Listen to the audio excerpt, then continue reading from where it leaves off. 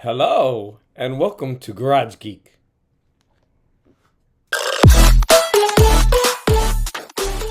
Welcome to Friday Night Chats with Garage Geek. So I am trying this new tech out on the Apple.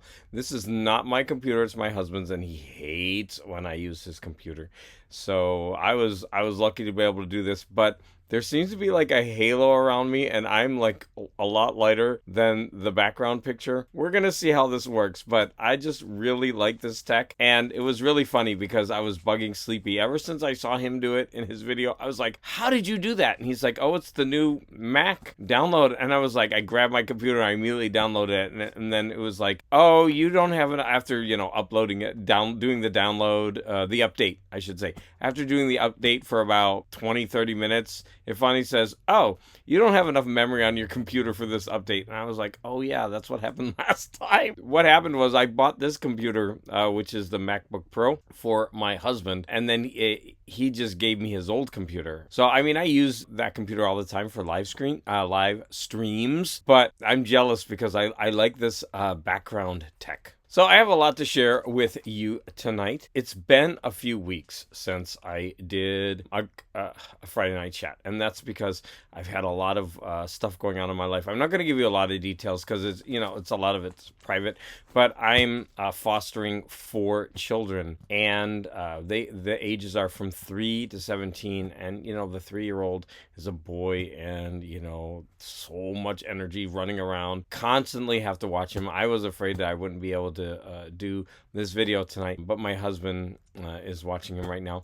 So it's been a huge transition. So I want to remind everybody of my live stream called the Fabulous 4, which will be taking place this Sunday at 9 a.m. Now, originally I was supposed to do this at Saturday at 10 a.m., which is what I always do. But we've been having a lot of visits from social workers, and I've just had to move all my scheduling around. And so I apologize for that because I did tell everybody, and, it's good to stick to your routine. But, those are just some unforeseen events, and when the social workers set up an appointment, you basically got to say yes. My live stream will be this Sunday morning at 9 a.m. a day late and an hour early. I hope you can join. If not, I totally understand. If you need to go to church, well, okay, then go to church. No comment. I'm going to lose views over that one. I should have just kept my mouth shut. So I want to remind you that we are going to be going over Coltrane's Sound, which is it's newly released on vinyl like a couple months ago. So I don't know if it's still available, but I went ahead and bought the CD and said, oh, look, my background is going through. If I do something weird, like the background goes away, but that's pretty cool anyway. So Coltrane Sound. So instead of buying the album, I went ahead and got the CD as kind of a consolation prize, because I wasn't going to spend $40 on the album. But look at what a cool cover it has. I liked it just for the cover. We are going over the movie. It's a documentary called Company by D.A. Pennebaker, which is a filming of the original cast album for Company. And no, I won't talk about it because, I've been watching it, and I don't want to say anything. So the book that we're going over is the first in the Han Solo adventures, which is Han Solo at Star's End. And the graphic novel is The Complete Essex County by Jeff Lemire, but that one is upstairs in my bedroom. So that was another thing. We had to move our bedroom from downstairs to upstairs because of the laws and the requirements, and it was so much of a headache, but okay, whatever. You do what you have to do. So, yeah, just been so busy doing all kinds of stuff. So, like I said, Jeff Lemire's Essex County, and that will be, again, Sunday morning at 9 a.m. I hope you can join. So let me go ahead and chat about one movie that I saw, which was Bloody New Year. Now, this was a really interesting movie because it was a print that was lost. Now, this is a total B movie that has some kind of cult status, I guess, and the original print was lost, and so they had to use an inferior negative. But the movie does look good, but you will see like grain and spots and like streaks on the screen. It doesn't really take away from it because it's a B movie after all, and who needs a B movie to be perfect? What I would say about this is, first of all, this is one of the indicators It's indicator number 163. And I bought a whole bunch of these when they had a sale, and I'm glad I did. I got a lot of these for like, I think $5 to $8. And so this was one that I grabbed, and I love it because of all of those special features on the back. Now, does a movie like this deserve all these special features? Well, if they can be cheaply done, I think so. And they have a commentary by the director.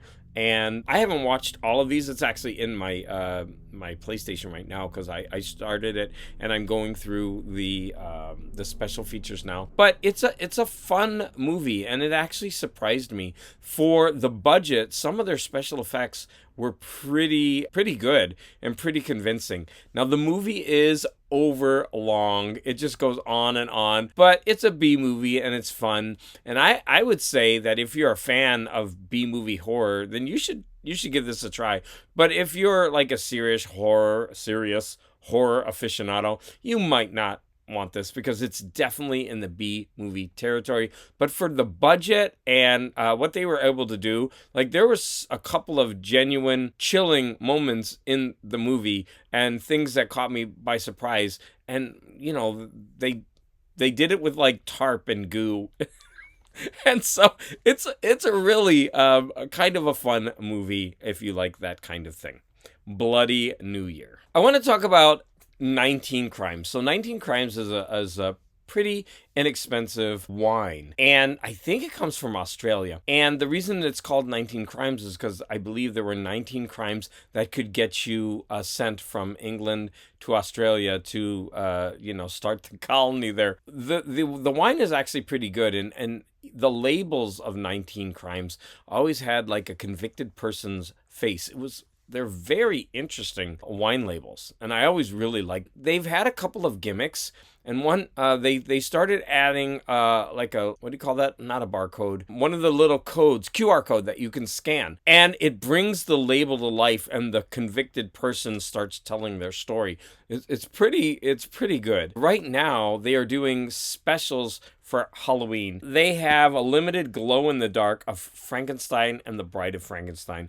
Now, I'm going to have to admit that I don't really think the art is that great, but I'm still going to pick these up because they also have that gimmick where I think the wine label bottles come to life. And since it's Universal Monsters, I would like to get these. I don't know if they have more than those two. I'm definitely going to be looking for these. They usually sell them at Target, so I'm hoping that they'll be at Target. If I do get those, I will be showing those in a future video. I would also like to talk about the Harper Olive editions. Now I'm looking it up on my phone because normally I show it on my iPad, but I'm just going to stick a picture in when I edit this. So the 2024 Harper Perennial Olive editions, I have a couple of these, but these are new for this season, and most of them are horror. Now, if you look at them, they have a couple of the traditional ones like Dracula, but it's got a really cool cover. But then there's a bunch that I don't know about or haven't read, like The Between. Then they have The Thief of Always by Clive Barker. I've read some of his stuff, but not that one. Lovecraft County, of course, that was the book that they based the HBO or the HBO Max TV show on, so I would definitely like to read that one. They have Bird Box, which was made into a very famous Netflix movie, which was pretty good. And then, like I said, they have some more traditional ones like The Exorcist, classic works of Edgar Allan Poe. But these are all very nice additions. The problem is they're a little bit on the higher end. They're all around $10, and I think that these should be about $6. And so I'm not sure if I'm going to wait to buy. I might buy one or two now and then wait to see if they'll be on sale later. Ooh, I like this background because like Dracula's looking at me intensely and I'm like, hey, bite me, Drac. Oh no, he's over there. Oh, Drac, stop. I'm going to do one of my faux pas. I'm going to show you some stuff that I bought because now the first thing that I want to show is pretty much nobody else will be able to show this. So I won this slab. It's a 9.8 and it's Harbinger. It's not the greatest cover, especially because it's got this. Ooh, wait. It did not like that at all. Hold on. I like getting all... Okay, wait. Where'd you go? Wait. There you go. But I want to tell you what I paid for this sucker. Okay, it's not coming back. You saw it already. I paid $5 for this slab. Like, seriously, number one, who slabbed this and paid whatever... Like, who would think that this is going to be like a big seller? And I bought this because I'm trying to get as many of the Valiant as I can, the older Valiant. And for $5, I was like, why not? $5 for a slab, even though it's not the greatest cover. Next, I'm going to show off this set that I got from my comic shop. So I won actually 3 lots, but I'm only going to show this one. It's because Tarzan is from so many different companies. And so, first off, 3 of the comics were from DC. So you got this Kubert cover, which, you know, I'm not that great a fan of his art style. Here's another one. That's a pretty interesting cover. But I don't know, something about the really thin lines on Kubert covers I don't like. And then there's this one, and I think that has got to be the worst Tarzan cover I've ever seen. I do love the background, but look at Tarzan. He looks like he's 12. I don't know. He looks like he's his friend. I don't know. Something about this cover I just don't like, but I'm glad to have it in my collection. So of course you have a couple of gold key. I was happy to get these because wow, it is not. I think it was a lighting issue because the more light you have, the more it stays. So of course I have these a gold key, and I love getting any of these because these painted covers are great in my collection. So I got this one and this one. So yeah.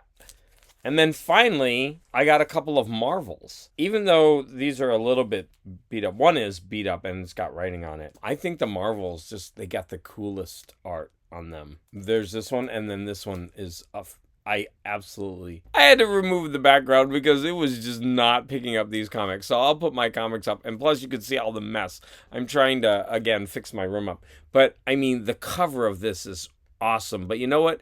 Tarzan is reminding me of that time that Superman had a mullet. But I absolutely love this cover. There was the other one. I'm wondering if the settings, because I'm recording this chat on my husband's computer, and I'm wondering if, like, I can see it really blurry and pixelated. Not really pixelated, but maybe this is 720 or something, because I'm probably going to have to play around with the settings to see if I can up the quality. Sorry about that, because yeah, it just doesn't look really nice. I do want to show a couple of collected editions that I bought. Now the first one is Namor the Submariner Epic Collection Volume 4. I just love this. Number 1, Stingray, I think is one of the coolest villains with his costume. I've always loved this costume as a kid, and I wish he were used more. And then this is a Sal Buscema cover, or Buscema, I'm not even sure. Larry's Library, don't get on my case. He always leaves me a comment about that. So this is a Sal Buscema cover, and you can tell, I mean, I absolutely love his art. And look, Submariner is probably the best he's ever looked. He actually looks really handsome here, and usually Submariner doesn't. He looks all kinds of weird, like here. Yeah, I just think that's a great cover. Now, in a video, I showed this already. So Valiant is putting out their Valiant Hero Universe Origins. And so I showed this one. And I got 2 more that just came in the mail, which was the Unity. And I am really looking forward to reading these. I really like Valiant and what they do. Everything that I've read so far has been really good. And so this is Shadow Man. And what's pretty cool, the reason I'm showing these, is that when you make the whole collection, it will have like an image. I don't know if I'm missing some, and if I'm missing some, I'm going to be mad. But like the 3 don't quite line up yet. I'm not sure if that's on purpose. Like this one doesn't go with these 2. These 2 line up. And I mean, it doesn't go on this side either. So I'm wondering if I missed some already. Like you could see this one doesn't line up. Or hopefully they're going to, just put them out of order. But yeah, pretty cool. I think that'll look really nice on the shelf. Earlier, I forgot that I wanted to show off some comics because some of them are kind of unique. So I'm going to start with the non-unique ones. So these are the ones that I bought for my husband. Negaduck number 7, pretty cool. Negaduck number 8, that's I'm pretty sure that's a Jay Lee cover. Here's a Cruella de Vil, it's kind of fun. Batman Scooby-Doo, a Chitara, And then finally, Looney Tunes. Now, I did buy one more for my husband. I'm like, ooh, I kind of want to keep it. So I bought this Wonder Woman. I just really think that cover is cool. Now, I'm beating myself up because there are so many of these covers and they're all pretty cool. I think the Nightwing one is hilarious because they got him showing his butt. And Nightwing is gay and they have him showing his butt. It's just so weird. Also, here's the cover A. I like how DC does that. But what do you think? That's a pretty cool Wonder Woman cover. Let's get a little bit closer. That's great art.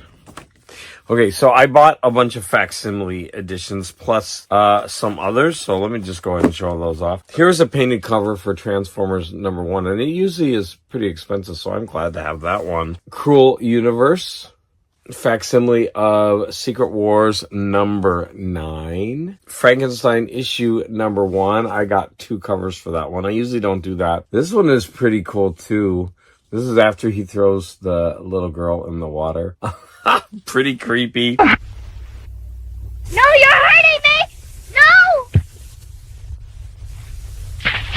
And yeah, this is the second Frank cover. And then I do not know why I got this. This Jim Lee art is horrible. Why did I buy that? Look at Rogue. It's ridiculous. Oh my gosh. I'm just all over the facsimiles, but I should not get the modern ones. A couple more. So here's another modern facsimile. It's actually a kind of neat cover. Crisis on Infinite Earths #6, I believe. And yeah, that's George Perez. Awesome. Detective Comics 400 with Batman and Man-Bat. That's gotta be a Neil Adams cover. Pretty cool. Epitaphs from the Abyss. I love that title. Look at that cool cover. That's most likely Lee Bermejo. And these are the ones that I wanted to show. So I bought 4 facsimile editions of really old comics. So here is Master Comics #36, Captain Marvel Jr., a 10 center. Look at that pretty cool cover. There's the back. I haven't opened these yet. Here's Captain Marvel Adventures #26.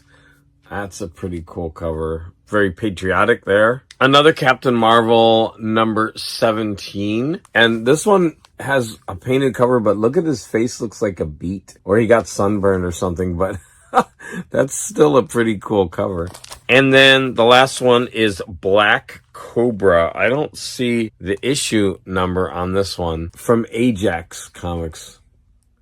That's a pretty interesting cover, but look at the way his body bends up. I don't know if that's natural to bend up like that, but it's weird because this guy has like flippers on his hands. So I have 2 more things to talk with you about tonight, and that some books. So 2 books that I read. I was actually almost able to talk to you about 4, but 2 books I'm just shy of finishing. So unfortunately, I can't talk about those. Of course, I could also talk about Han Solo at Star's End, but I'm going to save that until Sunday. The first book is the Love Songs of W.E.B. Du Bois. I'm not sure if this was up for awards or why I read it. I thought it might be on the 100 best books of the year, but I'm missing it. So I'm not sure why I actually read this book, but I'm really glad that I did. First, it was really long, 30 hours. Normally, books that I get are between 4 and 12 hours. So this was definitely like reading 4 or 5 books. It took me a few weeks because of everything that was going on, but I'm really glad that I stuck with it. It's a really, really good book. It tells the story of family through different periods of history, and it's African American and Native American, and it was really interesting because you get to go through different historical periods. Now, the author herself wrote that she had goals in mind, and you can definitely tell that this is trying to hit some of the most important events and ideas affecting the country when it comes to Native Americans and African Americans, especially women. There's a lot of female narrators in this book. I thought that was enlightening, and she did it in a really engrossing way. This book, despite its length, really kept me engaged, and I would highly recommend it. Next is the book Wandering Stars, which is similar in many ways. Now, this one was on the Booker Prize long list. I don't for this year. I don't know if it made it to the short list. And this is also about Native Americans. It goes through not too many generations, I think, and it tells the stories through time of one family. It really does touch on a lot of important issues. It's very similar in to Love Songs, but I think Love Songs is a more superior book. But this is definitely a really interesting book and a really interesting read. So Love Songs, I would give like 4 to 4.5 stars. And then Wandering Stars, I would give 3.5 to 3.8. I know that's like splitting hairs. But it is a good book. I just think that Love Songs was the better book and the better read. It was more engaging. But Wandering Stars does really tell some important stories. So I'm going to sign off now. I know this is a little bit awkward because I'm trying this new technology, and using my Friday night videos, I try not to edit them. But I really, really wanted to try this new technology, and I'm not sure if it's totally working because, I've got this like halo around me, and because of my beard, it's hard for the computer to, to like separate, where my face begins and where it ends. But despite all that, I love putting these backgrounds in. And even though I'm like moving all around and moving back so you could see more of the image like that. I mean, okay, that thing's like really phallic. I don't want to put it over here because I'm like, ooh. I really like these backgrounds. So tell me what you think. Should I take the time and effort to put in these backgrounds? There's a couple of different ways to do it. This is really, really easy, but you don't get a lot of control of it. If you saw another video that I made recently where I removed the background, I was able to add different photos. Oh, maybe I didn't publish that. But when you actually go into Canva and remove the background and then export the video with a green screen, you can actually add photos and you can zoom in and zoom out and place them. But with this, you're basically stuck with whatever background that you have, which I think is actually pretty nice. So I would like to hear your thoughts on this. What do you think about the backgrounds?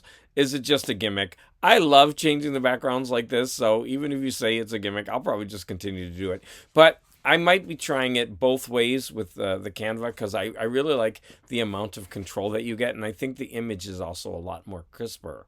Bad grammar, the image is crisper. Again, I want to thank everybody out there for all your support, and I also want to say I hope that I will see you on Sunday for my live stream. Again, thanks everyone for the support.